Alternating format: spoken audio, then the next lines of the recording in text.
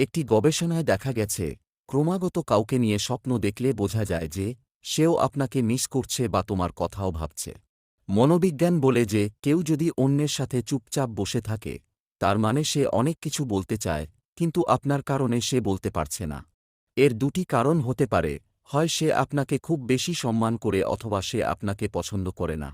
মনোবিজ্ঞান বলে যে আপনি যদি সকালে ঘুম থেকে ওঠেন এবং ১৫ মিনিট জেগে থাকেন, তবে আপনার আবার ঘুমিয়ে পড়ার সম্ভাবনা প্রায় শেষ হয়ে যায়।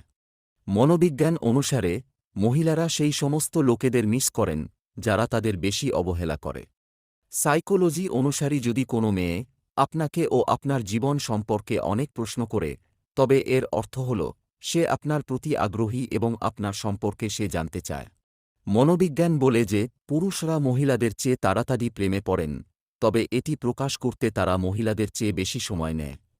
যে ব্যক্তি যেটা পায় না, সেই ব্যক্তি সেই বিষয়ে বেশি কথা বলে, যেমন যখন কারো কাছে টাকা থাকে না, তখন সে ব্যক্তি টাকা নিয়ে চিন্তা করে বা টাকার কথাই বলে।